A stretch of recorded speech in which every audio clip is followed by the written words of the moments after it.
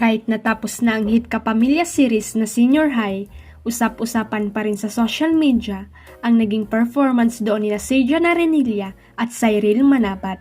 Talaga naman kasing nagmarka sa mga manonood ang naging karakter nila sa serye bilang sina Tim at Roxy, ang mga BFF ng lead star na sina Andrea Brillantes as Sky. Sabi nga ng mga supporters, sana raw kapag nagkaroon ng part o sequel ang Senior High ay kasama pa rin sila at mabigyan din ng sariling project together na sila ang mga bida. Magkasabay na rumampas sina Seijan at Cyril sa naganap na ivory carpet ng Star Magical Prom last Thursday. Promising female star. Of course, those are two of our brightest young artists sa Star Magic. And they're here tonight together sa Star Magical Prom 2024. Ah, that's so cute. Zijan is helping Cyril with her dress tonight. At dito nga sila nahinga ng payo para sa mga senior high students. Sabi ni Cyril, just like Roxy, don't be afraid to voice out, to be vocal and to show what you want others to see in you. Huwag kang matakot na ipaglaban kung ano ang nakikita mong mali. Huwag kang matakot na magsalita kapag may nakikita kang hindi tama sa paningin o sa principles mo, sabi ng dalaga. Paalala naman ni Seijan sa mga estudyanteng ginagawa ang lahat para magkamit ng award at honor sa school. Huwag masyadong ma-stress at dapat alagaan pa rin ang mental health.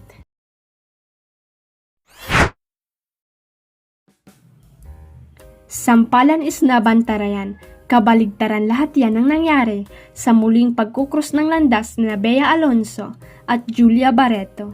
Kung ang inaasahan ng mga marites all over the universe ay magdedemandahan o magpapaistaran ang dalawang aktres, well, sorry na lang dahil mas pinili nila ang magbatian at magchikahan.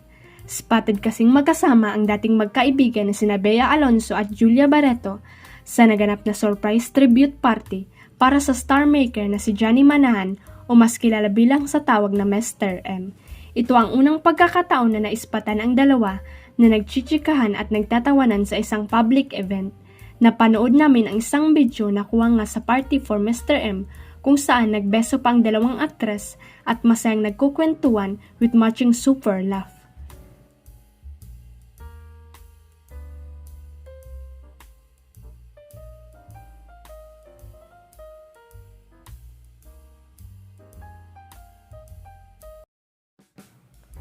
Kung pagbabasihan ang laman ng video, mukhang okay na sina Julia at Bea matapos ma-involve noon sa kontrobersya ng dahil kay Gerald Anderson.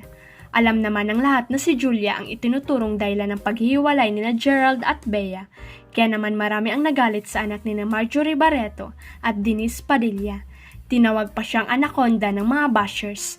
Sinabihan pa nga ni Julia si Bea noon ng maanghang na salita dahil sa paglalike nito sa mga online reports tungkol sa pag-amin ni Gerald sa relasyon nila ni Julia, putting malice into the minds of many, which resulted in the outrage of insult against me.